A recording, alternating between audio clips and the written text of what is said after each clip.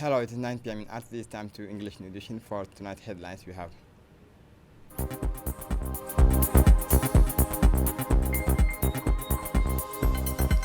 The Prime Minister traveled to Obok City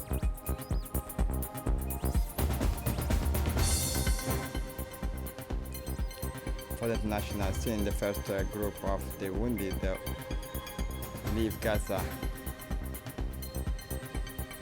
Welcome to our newsroom in a demonstration that illustrates the government's commitment to regional development. The Prime Minister, His Excellency Abdul Qadir Kamil Mohammed, oversaw a series of crucial inaugurations in Obok this Saturday. These projects, funded by the Decentralization and Local Initiative Support Programs ADIL, with the financial support of the European Union, marked a significant step in the revitalization and strengthening of the local economy of Obok. The welcome of the Prime Minister by the Minister Delegate in charge of decentralization, His Excellency Qasim Haroun Ali, alongside local authorities, including the Prefect of Obok, Musa Adan Migane, and the President of the Regional Council, Mohamed Hamad Ismail, as well as local parliamentarians, was marked by a solemnity that reflects the importance of these initiatives for the community of Obok. The first inauguration was that of the Marine Engine Repair Workshop, an ambitious and strategic project located in the heart of Obok City. This workshop represents much more than just an infrastructure. It is a pillar for supporting fishermen, a crucial sector for the local economy, by improving the maintenance of boats. This workshop does not only meet the immediate needs of fishermen, but aims to perpetuate their activities, thus guaranteeing food security and a stable source of income for many families. The rest of the festivity led officials to the new urban market in the Pune district, an achievement that marks a turning point for trade in the region.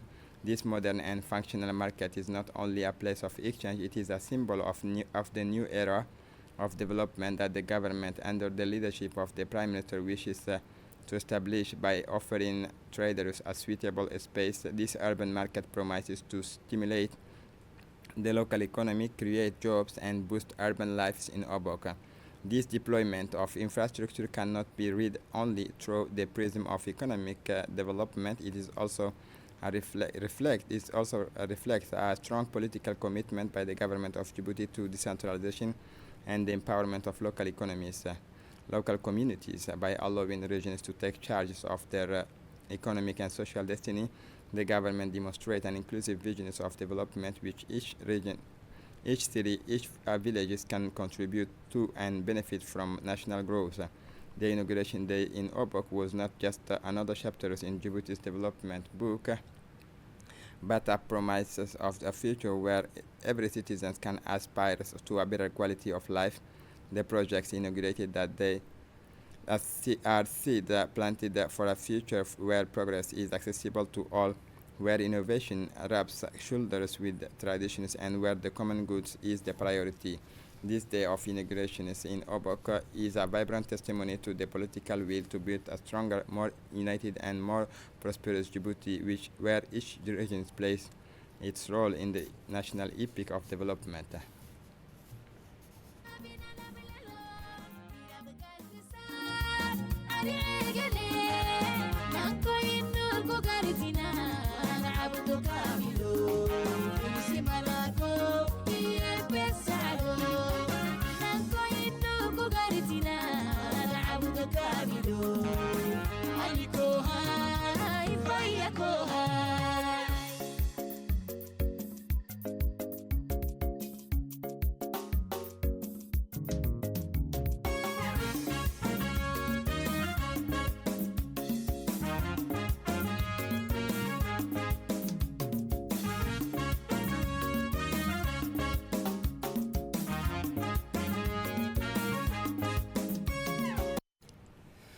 Once this inaugural stage was completed in Obok City, the official delegation led by Prime Minister Abdul Qadir Kamil Mohammed headed to the town of Orobor.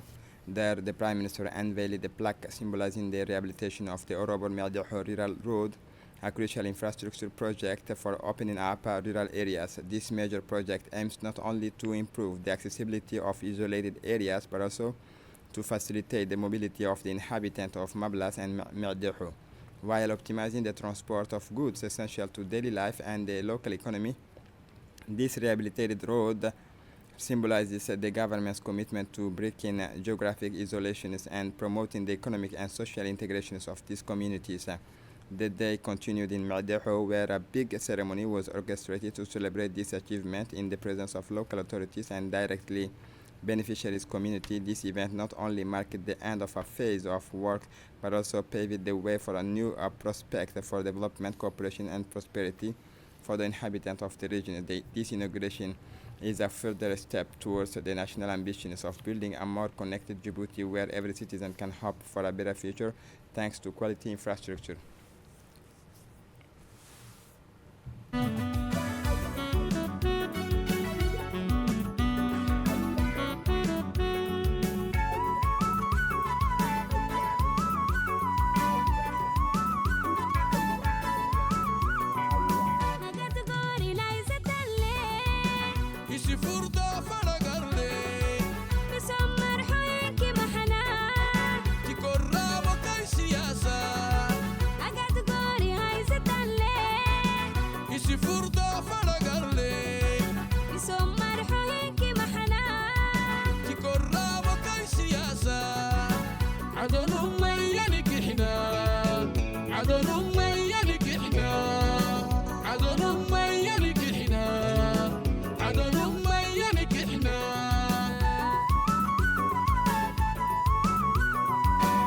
كاملو تبال كلو أموري مبلا ينتي وقرايو يلي ينتك ياي لبت عبر نكو عمبلا نركي ينتي نبلا كبارو أفر مبلا أرحبي نرسي ملاكو أترحبي تدرك ودبا أيون ترفتو مدو رفيتوي مرضي قصة عسى الرماني ما بلاك كتير عسى الرماني ما بلاك كتير أي فوفلي ما يفوفلي سيدي ما الله ينتا أي فوفلي ما يفوفلي سيدي ما الله ينتا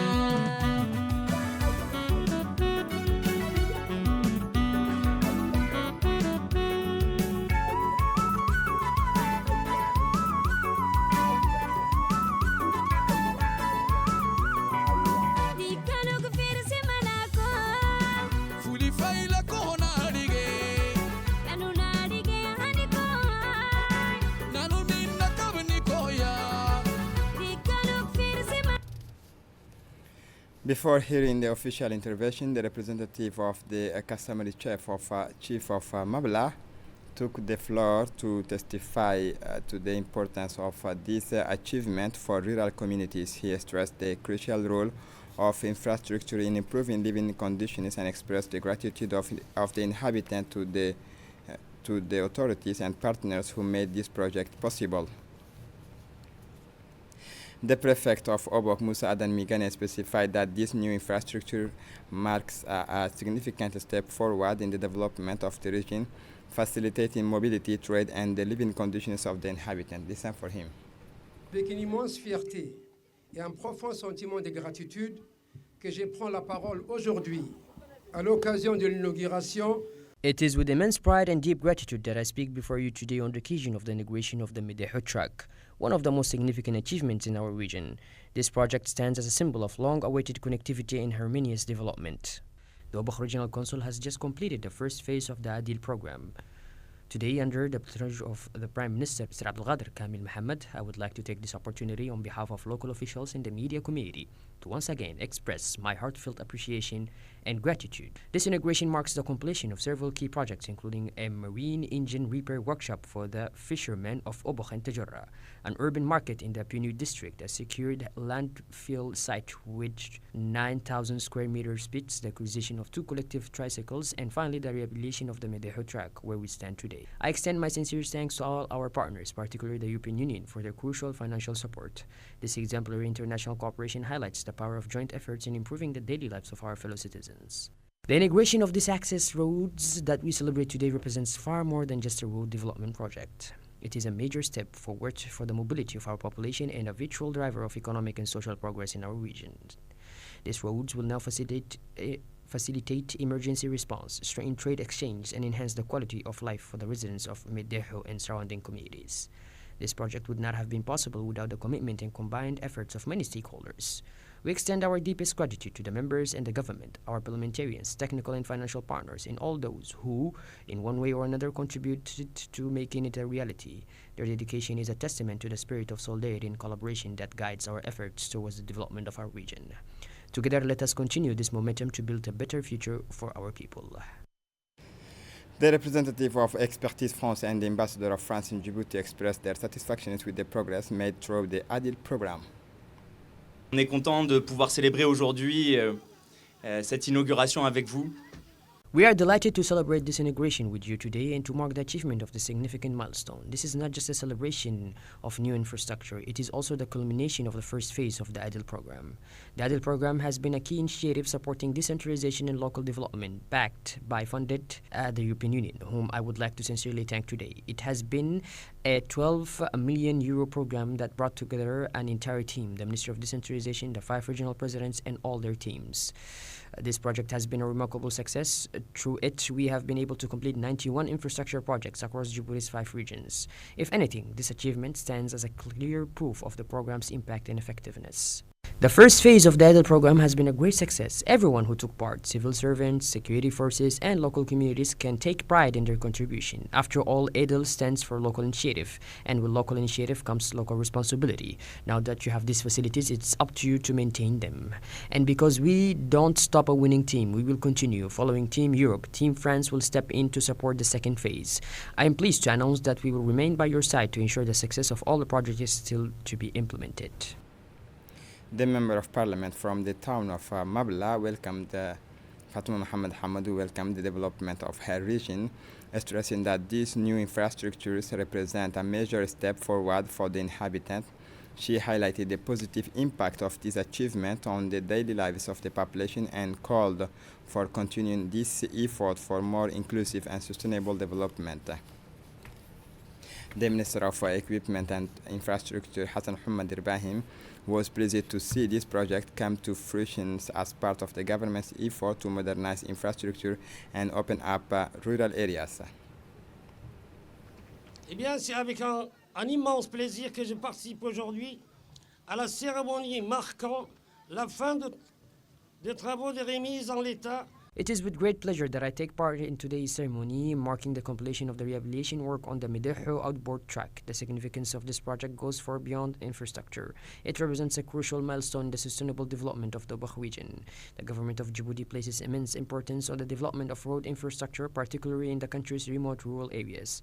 We firmly believe that improved connectivity is the driving force behind economic and social progress. Through projects like this, our goal is to strengthen the integration of distant regions, enhance access to essential services, and stimulate local economic activity. The Prime Minister's sponsorship of this ceremony is a testament of this strong commitment. The rehabilitation work, which involved restoring a 22-kilometer track with 12 crossings, was initiated by the Obakh Regional Council. Their ability to identify and address the critical mobility needs of the population has been instrumental in this achievement. This project reflects the dedication of local authorities to meeting the expectations of residents, both in the departure and arrival areas, as well as the communities along the route. Most importantly, it improves access to fundamental services such as education and healthcare. On behalf of the government of Djibouti and in my personal capacity, I extend my heartfelt congratulations to all those who played a role in this project. I also express my deep gratitude to our key partner, the European Union, as well as the Djiboutian Road Agency, whose expertise has been instrumental in the success of this rehabilitation. The agency will continue its mission to enhance connectivity in the region, supporting local authorities and communities in completing the already planned second phase of the project. The Minister Delegate for Decentralization, Qasim Haroun Ali, stressed that this project perfectly illustrates the National Regional Development Policy. Listen for him. En effet, j'ai l'honneur aujourd'hui de procéder à l'inauguration de 4 projets structurants. Today I have the honor of integrating 4 major development projects alongside the Prime Minister, projects that will have a significant economical impact on the Obakh region and will greatly improve the living conditions of its people. Among these 4 initiatives, the Marine Engine Repair Workshop will be a game changer for local fishermen. No longer will they need to travel to Yemen or Djibouti City for repairs. This will boost the productivity of fishermen in Obakh, and I hope it will also lead to lower fish prices for the benefit of local population. Additionally, the workshop will generate revenue for the regional council, strengthening its budget. The second project, the urban markets, will contribute to local economic growth while also increasing the regional council's revenue through rental fees from merchants using the new infrastructure. The third project, the creation of waste disposal sites, will significantly improve the city's environment, ensuring cleaner and healthier living conditions. The fourth and final project, which brings us here to Meddeho today, focuses on the rehabilitation of medical access tracks. This new network of roads will connect the coastal city to hinterland, facilitating movement within the region and improving access for communities in the area. Ultimately, this will drive local economic development and enhance the quality of life for residents. I want to emphasize that the IDEAL program is the result of extensive negotiations between our country and the European Union in line with the roadmap set by the government under the leadership of His Excellency President Ismail Omar Guelleh. Finally, I would like to close with a heartfelt tribute and sincere thanks to the European Union, our steadfast development partner, which has constantly supported Djibouti's decentralization process and shown a strong commitment to regional development. For this, we express our deepest gratitude. The Prime Minister, His Excellency Abdul Qadir Kamil Mohammed, specified that this project is part of a broader policy aimed at improving the living conditions of rural populations. A été donc amélioré. C'est nettement mieux qu'avant. Effectivement, moi je suis passé ici. C'est nettement mieux qu'avant. On a fait à peine 35 minutes. The track has been significantly improved. It is much better than before. I have personally traveled this route and the difference is remarkable. The journey took us only 35 minutes, even with stops along the way. It is truly a pleasure to reach the top, where the climate is quite unique. Despite the sun overheat, there is a refreshing breeze, making this a special place. A proper road is the key to unblocking economic growth, tourism, and overall development. That is why I strongly hope this road will eventually be fully paved. Of course, we are aware that such a project requires significant funding, but we must find the necessary resources to make it happen. In the meantime, I am also aware that my fellow citizens continue to suffer from lack of water. I sincerely hope that a drilling machine will arrive soon to provide additional wells, as a single well is simply not enough. As the region's elders have pointed out, an extension of 12 more kilometers is still needed to ensure full accessibility for all the people of Meddeho, including those living further away. With that said, I would like to extend my deepest gratitude to everyone who contributed to the improvement of this track. This includes those who financed the project, the European Union, those who provided Expertise France, represented today by the French ambassador, and most importantly, the Djiboutian Road Agency, whose hard-working team and heavy machinery made this project a reality. The Speaker of the National Assembly, His Excellency Dileita Mohammed Dileita, received today morning, Sunday, February 2, 2025, Dominique Allen, Deputy Directors of the Regional Offices for Arab State of UNFPA. The discussion is focused on the various aspects of existing cooperation between our countries and the fund, in particular with regard to the leading role and commitment of the Djiboutian Parliament to support legislative and political initiatives on reproductive health, family planning, maternal care, education, and women's empowerment. The President of the National Assembly, Dileita Mohammed Dileita, thus assured the Director of the Fund of the support of the National Assembly in order to enable him to accomplish his work mission in the best conditions. The interview took place in the presence of Safiya Ilmi, First Vice President, Omar Ahmed, the Second Vice President, and Kamil Hamad, President of the Commission for Social Development and Environmental Protection. Djibouti's Minister of Foreign Affairs meets his Egyptian counterpart in Cairo at the head of a high-level delegation. His Excellency Mahmoud Ali Yusuf, Minister of Foreign Affairs and International Cooperation, official government spokesperson, paid a high-level visit to His Excellency Badr Abdel Ati, Egyptian Minister of Foreign Affairs, Immigration and Egyptian Affairs Abroad, this Sunday morning, February 2, 2025, at the offices of the Egyptian Minister of Foreign Affairs in Cairo. The minister was accompanied by His Excellency Ahmed Ali Barre, Ambassador of the Republic of Djibouti in Cairo and permanent representative of Djibouti to the Arab League, as well as Mohammed Ibrahim Roble, Counselor at the Embassy, and Osman Boghore, Financial and Administrative Counselor at the Embassy. This visit aimed to conduct a political consultation and strengthen cooperation relations between Djibouti and Egypt. During this meeting, This meeting, the two ministers discussed regional development in the Horn of Africa and the Red Sea, as well as the role of the two countries in strengthening maritime security and protecting international shipping lanes in the Red Sea. They also discussed supporting Somalia's effort in combating terrorism and restoring state authorities through its territory as part of the two countries' contribution to the new African Union missions to support stability in Somalia. Discussion is focused on development in Sudan and the need to reach a settlement of the current conflict that ensures the preservation of the state institutions, its unity and integrity of its territory. The two ministers also discussed issues related to the development of the African Union, the activations of its organ, the accelerations of the implementation of Agenda 2063. The Minister of Foreign Affairs and International Cooperation spokesman of the government, Mahmoud Ali Yusuf, paid a visit this morning at the head of a high-level delegation to the Egyptian President Abdel Fattah al-Sisi at the presidential palace in Cairo, accompanied by the Minister of Foreign Affairs, Immigration and Affairs of Egyptian abroad, Badr Abdel Ati. The delegation also included Ambassador Ahmed Ali Barre, Ambassador of Djibouti in Cairo, and permanent representative of Djibouti to the Arab League, as well as the Councillor Mohammed Ibrahim Roble, the Councillor Osman Bakri, Financial and Administrative Councillor at the Embassy. At the beginning of the meeting, Abdel Fattah al-Sisi, President of the Arab Republic of Egypt, warmly welcomed the delegation, is highlighting the strength of bilateral relations between the two nations and Egypt's constant commitment to strengthening them. He also expressed Egypt's unwavering support for any initiative that could benefit both countries. As part of the fight against smuggling in all its forms, the gendarmes of the Ingela Brigade proceeded on January 29, 2025 to the arrest of an individual suspected of cigarette smuggling during a thorough searches carried out in the suspect's shop located in the neighborhood 6, as well as in his place of residence. The gendarmes discovered and seized 6 batches of Business Royal brand cigarette illegally introduced into the national territory.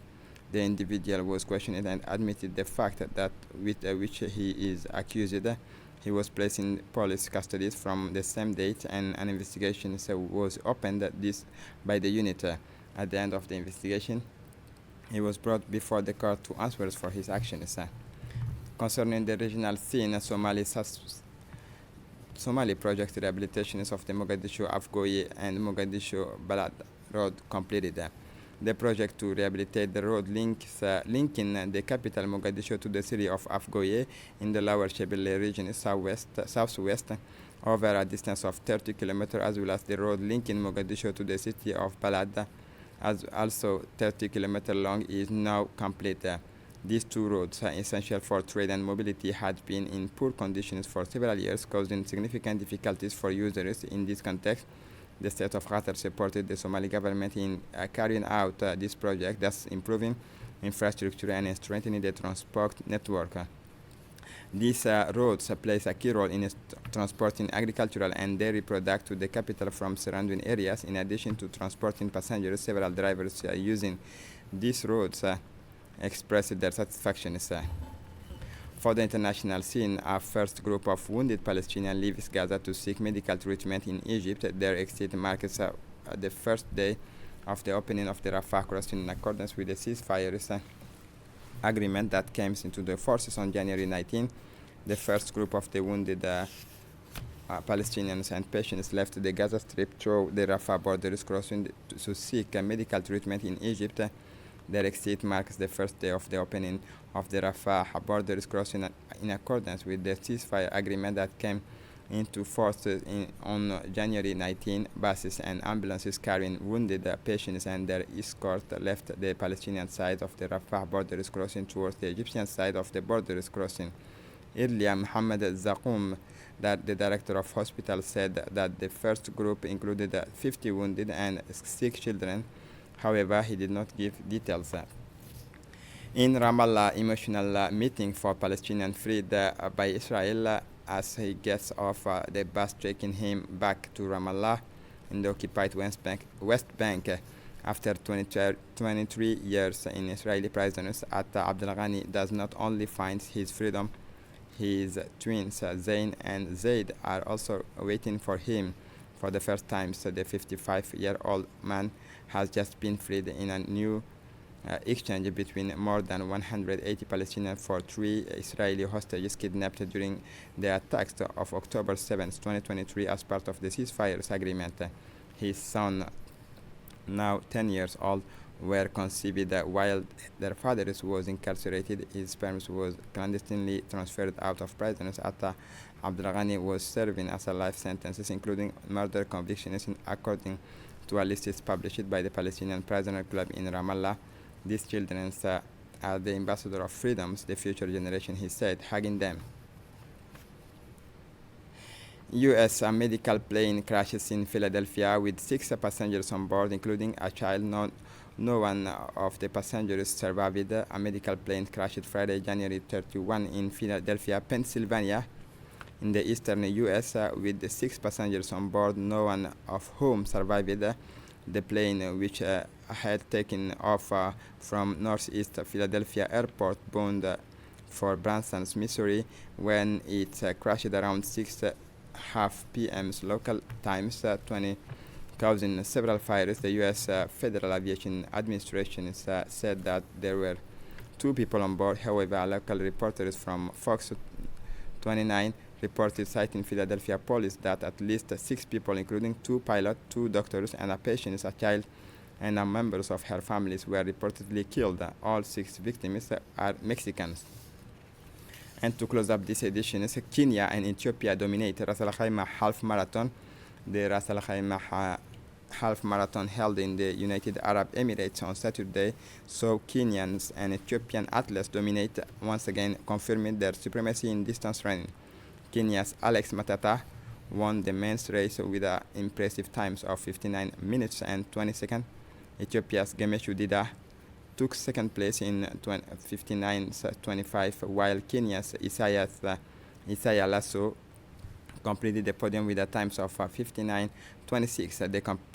The competition was tight between the 3 runners, but Matata managed to prevail by 5 seconds. In the women's race,